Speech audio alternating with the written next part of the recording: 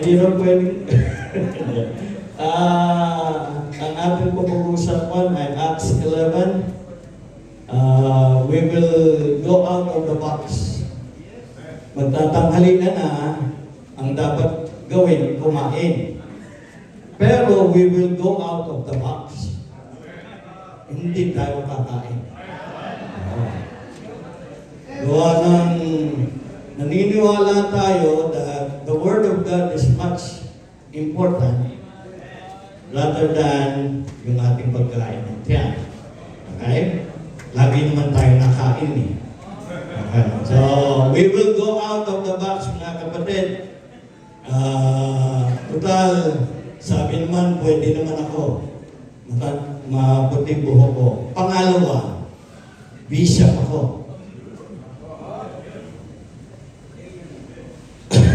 Pwede ba yun, Pastor? Pwede niyo ba akong tawagin bishop? Pwede?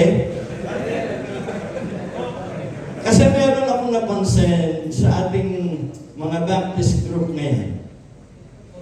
We have go out of the box in some way. Ako, ang tagal ko na naging pastor for 20 plus years. Walang tumatawag sa aking bishop. Pero something happened in our group na meron mga tinatawag sa atin na bishop. Pero sino na dito po ang batang pastor na natawag na bishop? Ako hindi pa. So something is may nangyari. Diba? May nangyari. Something out of the box ay nangyari. Ayan, pag-aaralan natin yung Acts 11. Titignan po natin. Pero gusto ko lang po na ako hindi ko kailangan matawag na bishop. Kasi bishop talaga ako sa Bible. Diba lahat tayo bishop? Pastor, bishop, elder, diba? So, ibig sabihin, lahat sa atin dito, bishop. Pero how come, out of the blue, nawala sa atin yung pagtawag ng bishop sa bawat isa? Bakit yung bishop na tinatawag natin, may kasamang mga bodyguard? Bakit yung tinatawag natin bishop, may magagandang gawain? Paano kaming walang magandang gawain? Hindi pwedeng tawagin bishop. Ang sabi ng Bible, whether your work is small or great, sa Bible, bishop ka rin, di ba? So, tingnan po natin, Acts 11. Titingnan po natin, breaking out of the box. Ang topic po natin. Si Peter po ay nangaral sa Caesarea. Ang sabi doon ng ating, huwag na kaya nating basahin. Going out of the box. Hindi, alam nyo na naman po ito di ba? Ang regular na ginagawa natin, magbabasa, ang haba, 1 to 18. Alam nyo na naman yung nangyari dyan. So, ipaparawanag na lang, hindi na rin tayo mag-pray. Because we are going out of the box. Let's pray muna po. Sorry po. Let's pray. Tayo po muna ngayon, Diyos naming Ama, we pray na kayo pong gagawa sa amin upang kagaya ng amin pong pinag-aaralan, going out of the box, for the sake of the ministry na binigay mo sa amin. Tulungan mo lamang kami, Panginoon, na makita namin ang nangyari sa Apostle Peter, na kung saan merong mga obstacle sa paggawa ng going out of the box. Maraming salamat at dalangin po namin na nawa, bigyan mo kami ng higit na wisdom upang bawat isa po sa amin ay magkaroon, Panginoon, ng pagkakataon na alang-alang sa gawain, we go out of the box. Maraming salamat. Pagpalain po kami sa pangalan ng aming Panginoong Jesus. Okay. So, Meron pong obstacle. Ang sabi po sa atin, si Peter po ay nangaral sa Caesarea. At merong pamilya na Gentile. Sabi doon ay hindi mga Hudyo, pero Gentile. Nangaral siya. At ang sabi ng Biblia, yung pamilyang ito ni Cornelius ay naligtas. And they were indwelt by the Spirit. At tuwang-tuwa yung pamilya kasama ni Peter. Ang sabi dito, babalik si Peter sa Jerusalem. Para ano? Para sabihin sa mga kapatid, merong mga naligtas na hindi natin kalahi. Pero alam niyo nangyari, sabi sa verse 2, they contended with Peter. Ang ibig pong sabihin nun, hindi sila natuwa. Hindi sila natuwa na merong naligtas ng mga Hentil. Okay? At unang point po natin ay yung obstacle to breaking out of the box. Number 1 is race. Ang sabi po doon ay, bakit ka kumain kasama nila? Mga Gentile yan. Hindi natin kalahit yan. Hindi parehong Baptist yan. Yan, sabi ni Pastor, salamat si Pastor. He is breaking out of the box. Kahit anong klase kang Baptist, welcome ka dito. Pero sa maraming grupo, pag hindi ka Bible ba, pag hindi ka ganito, hindi ka welcome. Kami lang ito. Okay? Pero ang sabi ng salita ng Panginoon, yung tuwa ni Peter, napalitan dahil nagalit sa kanya yung mga taong supposedly matutuwa dahil may naligtas. Hindi ba dapat natutuwa tayo? Pero dahil sa ibang lahi yan, ay huwag kang matutuwa kasi yung palang mga Hudyo lamang daw. Kasi yung ang sabi, circumcision, yan daw yung mga mananampalataya na Hudyo, na ang paniniwala nila, sila lang ang maliligtas. Alam niyo, sa totoo, hindi naman lang Baptist ang maliligtas. Naniniwala ba kayong Baptist lang maliligtas? Naniniwala ba kayong sa langit puro Baptist? Hindi po eh.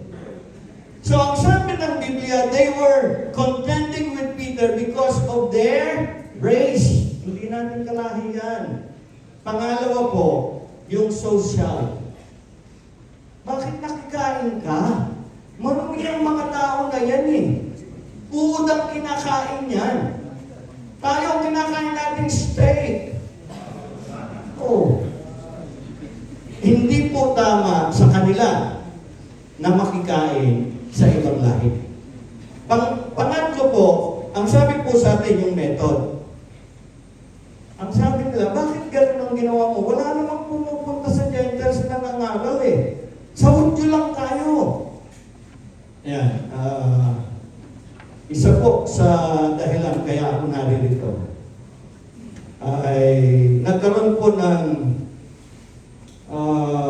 anong tawag yung topic natin? Breaking out of the box si Pastor Tan. Isang linggo, pumunta siya sa Santa Rosa na meron siyang speaking engagement. Not knowing na yung kanyang speaking engagement sa susunod na linggo ko pala. Ang tawag po dyan ay breaking out of the box. Masyado yung excitement niya ng magsalita doon sa church na invited siya. Eh yung pala sa isang linggo pa. Advance siya. So that is breaking out of the box. Ang sabi niya, tumawag siya sa akin, Pastor, baka pwedeng maki-church kami sa inyo kasi ganito ang nangyari. At kami po, that time, ay meron kaming preacher Sunday. Sa amin po, yun nga, siguro yun ang nakita ni Pastor. Sa amin po, every Sunday night, hindi na po ako nagpe-preach. Meron po kaming 3 grupo na may leader. na lahat po ng hinati po yung church sa tatlong group, lahat po ng lalaki na able to preach was given the privilege of preaching. Dahil po ako naniniwala, sabi nga ni Pastor, malamang ang dahilan kung bakit maraming mga preachers, mga lumabas sa amin, ay dahil dun sa ganung sistema. So, ang sabi po sa atin ay yung methods. Ang sabi kay Peter, bakit mo ginawa? Ba't lumabas ka? Sanay tayo na ganitong ginagawa natin. Bakit kanyang baak ng buhok mo? Hindi baptis yan. Paano yung walang baak ang buhok? Puro baak. Diba? Yung method po. Ayan. Kanina po ay nagaling ng mga tao dahil iba yung method na ginamit ni Peter. Pero kailangan mahalagang makita nyo na ang sabi, ang Diyos ang nagsabi sa kanya para ibahin. Hindi po tao ang nagsabing ibahin yung method. Ang nagsabi na palitan ang method ang Diyos. Naintindihan niyo po yung vision na nakita niya? Ang sabi doon, tumanggi nga si Peter eh. Ang sabi niya, hindi po ako nakain yan. Abay sabi ng Panginoon, yung nilinis ko, huwag mong ariing marumi. So malinaw na yung method ni Peter tama dahil ang Diyos ang nagsabi. Pwedeng mali sa inyo. Pero pagka ang Diyos ang nagsabi, wala akong pakialam kung mali ang ginagawa ko dahil ang Diyos ang nag-utos sa akin. Si Peter po, walang pakialam kung anong sasabihin nyo. Ang kanyang pakialam, yung inutos ng Diyos sa kanya, na mangaral sa Gentiles. And ano tayo ngayon? Gentiles na nakapot sa kawalabihan ng Diyos. Kaya nakarating ang Ebanghelyo ng Panginoon, I believe, sa atin. Dahil sa ginawa ni Peter na breaking out of the box. Diba? Tayo Gentiles tayo, di ba? Naniniwala ba kayong Gentiles kayo?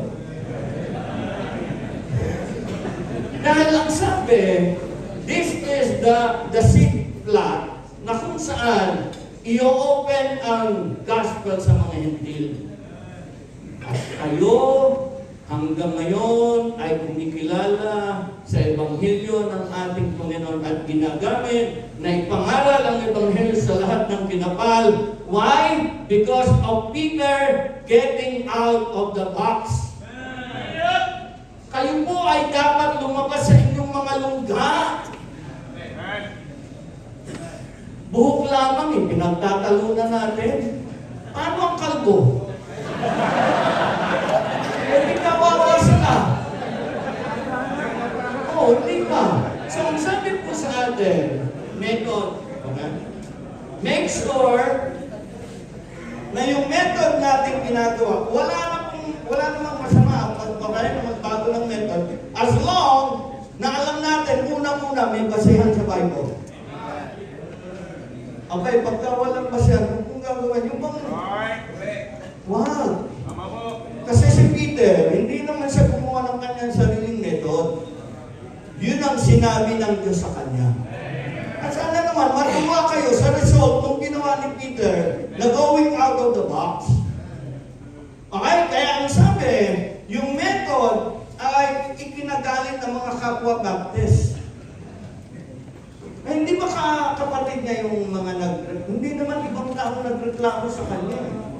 Mga kasamahan sa church, mga Baptist preachers, mga Baptist pastors na, alam mo, naniniwala ko sa Baptist group ang daming magaling. Hindi ako isa doon. Pero sana, maintindihan niyo po, magaling at sa hindi, ginagamit din ng Kaya, ang sabi, kahit ako'y matanda, tama ba yung sabi matanda na ako? Kabagay, 60 na po ako eh. Kahit puti ang buhok at hindi puti hindi, Pastor. Ginagamit ng Panginoon. As long na tayo po ay sumusunod kung anong sinasabi ng Bible. As long na yung ginagawa nating method ayon sa Diyos. Okay? Kaya ang sabi po sa atin, never this, yung galit ng mga tao, and then fourth, yung legalism. Aba, hindi ka sumusunod sa napagkasunduan natin. Di ba napagkasunduan natin sa samahan? Kaya yung samahan, mabuti po yan eh. Pero minsan hindi rin. Hindi rin. Yung mga dati, alam niyo yung tinatawag na old school.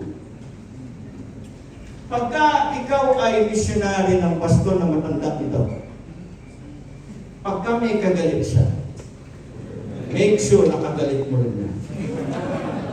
Dahil pag hindi, babawasan ka ng support. Ang masama, hindi lang babawasan. Aalsin ka. Tama. Ako po, nakita ko yan. Pagkaaway ko yung pastor, huwag kang pupunta ro. Natatandaan ko. Ano lang naman to ha? Konting ano lang po. Awag na. Ang sabi ko, kailangan sumunod ka kung anong pinasanayan natin. Di ba ganon? Kapag ka ikaw, buti nga ngayon, di ba dati, merong lalo yung, di ba dati pagka hindi ka tapos ng Bible College, hindi ka pwedeng magpastor. Dati, pag wala kang asawang lalabas, hindi ka pwedeng magpastor. Tanong lang po, meron bang masiyan sa Bible yun? Wala naman yun. Hindi. May masiyan ako ba? Pero maganda na bago ka lumabas, nakatapos ka ng Bible College. Maganda na kung magme-minister ka, may asawa ka. Diba? So, para magulito na. So, sabi ko sa atin, legalism.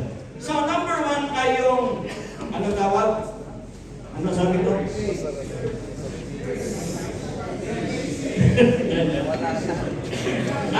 Yan, yung ano, yung, ang sabi po sa atin, nawala na ako. Gutom na ba kayo? Wala akong pakialam. Out of the box. Okay. So, sabi po sa atin, means for breaking out of the box. Yan. Merong obstacle. Ngayon, paano ka lalabas sa iyong lugar? Si Peter po, ang unang-unang ginawa niya, ay sinabi niya sa mga tao, kinausap ako ng Diyos. Pagka kayo gagawa ng isang bagay, at ito ay isang bagay na lalabas ka sa kahon, make sure na may katunayan ka na ang Diyos ang nakipag-usap sa iyo. Huwag mong sasabihin sa akin na nanaginip ako. Kulang ka lang sa palibot.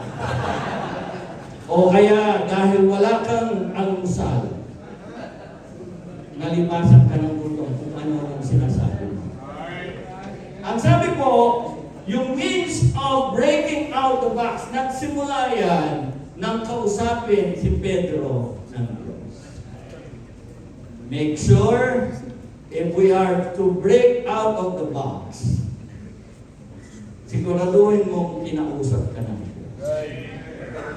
Dahil wala kang ebidensya na pwedeng sabihin, lumabas ka, anong katunayan mo at katwiran mo na tama yung ginawa mo. Pero sabi po doon, ang Diyos mismo ang nakausap ni Pedro. Kaya ang sabi ng Biblia sa atin, Peter is just obeying the command and the direction of God.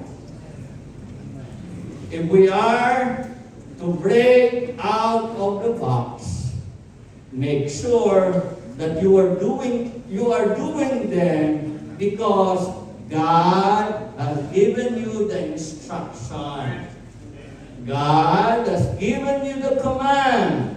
And it is written in the Bible. Kaya nung humarap si Peter dun sa mga kumukupya sa kanya, natamimi sila. Alam niyo, kung gusto niyo matamimi yung mga tao, sabihin niyo lang kung anong sinasabi ng Bible. Okay? Kaya ang sabi po sa atin, the means of breaking out of the box is number one, ang sabi po sa atin, just follow the instruction. Pangalawa, nung siya po ay nakakakita ng vision, anong nangyari? Meron ng tatlong naghihintay sa kanya. Confirmation.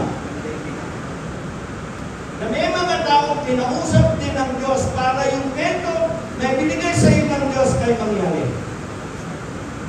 Yun nga yung aking kung pagkaman, I don't know kung pwede kong sabihin. Ako naman, hindi naman talaga ako magkahangat na tawagin na bishop na katulad ko, diba? Ang hinahangad ko lang ay yung sinasabi ng Bible. Hindi ba sinasabi ng Bible na lahat ng ginagamit ng Panginoon sa gawain ay tinatawag din bishop? So yun po ang gusto kong konteksto ng pagtawag sa akin na bishop. Ayokong tawagin ako na bishop dahil malaki ang gawain namin. Dahil meron akong grupo na pinamumunahan na ako ang leader. Kaya ako tinatawag na bishop. Dahil sa Bible, naniniwala ako, hindi ganun ang turo ng Bible eh. Ang turo ng Bible, pastor pwede ko ba kayo tawagin bishop? Ilan namin yung guru? Ilan ang offering ninyo? 300. Hindi kayo pastor. So mga 1 million ang offering every day. Pasok? 1 million? Hindi. Gusto ko lang nung i-operahan ito. Hindi naman ito di ba? Ang sinasabi kasi natin, yung sinasabi ng Bible. Si Peter po, he break out of the box because may instruction. Kung walang instruction, pwede natin questionin si Peter. Yun lang po ang sinasabi ko. Ang instruction sa Bible, every one of us that are called to the ministry are bishop, elders, bishop, elders, pastor, and then overseer. So, ngayong umaga, ay gusto ko na we go out of the box. Lahat ng makikita ng pastor ngayong umaga, pwede mang tawagin yung bishop. Ano nga po yung mga katabi ng pastor? Bishop. Bishop. Huwag naman lalaki ulo nyo. Ang dali nyo lang makinugulo. Hindi, yung pwede lang lang. Kasi yun naman ang from pastor ba? Sir, are you English speaking? Are you English speaking? Are you a pastor? A messenger. So you can be considered as a pastor. Pwede ba yung pastor? Yung missionary considered as a pastor? Pwede naman yun. Hindi ba? Sorry, you're not a bishop. Hindi ba? But if ever, I will call you a bishop. Dahil yun ang sabi ng Bible. Okay? So, ang sabi po sa atin, the means of breaking out of the box is, ang sabi po sa atin, siguraduhin mo na sinusunod mo lang ang Diyos. And then, meron kang mga kasama na magpapatunay na yung ginagawa mo tama sa Panginoon. And then, anong result? Ang result po, nung ipaliwanag ni Peter yung kanyang vision, yung mga taong nagagalit sa kanya, na supposedly ay natutuwang kasama niya dahil merong naligtas. Lo and behold, anong nangyari? Natuwa na rin sila. Sana blessed, matuwa tayong lahat. Dahil ngayon, malaya natin pwedeng tawagin ang bawat isa as Bishop of the Lord. Sana wala ditong malaki, kaya lang tinatawag na Bishop. Sana walang maganda lang ang sasakyan, kaya tinatawag na Bishop. Sana wala dito na ang laki kasi ng offering every Sunday. Sana wala dito na kalaki, ganito kalaki ang congregation, kaya tinatawag na Bishop. Alam niyo po, kung ang sinasabi po natin ay respeto, kasi kalimitan gano'n ang sinasabi. Kaya tinatawag na Bishop ay out of respect. Tama naman yun, di ba? Pero gusto kong sasabihin, bakit gano'n? Kami, yung iba ba hindi respeto? Diba? Meron bang pastor na hindi respeto? O yung may babae? Oo. Ang pastor na may babae, hindi dapat respeto. Huwag yung tawaging bishop yan. Diba? Ang pastor na nangangalakal ng merong project sa DPWH, huwag yung tawaging pastor. Wala ko. Nande. Kung respeto ang sinasabi po natin, kaya natin tinatawag na bishop. Amen. Pero sana naintindihan po natin, lahat ng mga lalaki ng Diyos na gumagawa ng kalooban ng Panginoon, kailangan irespeto natin. At ang tawag sa kanila, bishop. Bishop, pastor, elder, overseer. At alam niyo nangyari? Hindi lamang natuwa na yung mga taong bumabatikos kay Peter. Ang sabi po, nagkaroon ng unity yung iglesia. At alam nyo, di po, ako natutuwa dahil sa dami natin ito. Sana magkaisa tayo. Magkaisa na we go out of the box for us to do more for God. We can do great things for God if we break out of the box. Pero yun po ay sa kalooban po. Salamat po at magandang umaga po sa inyo.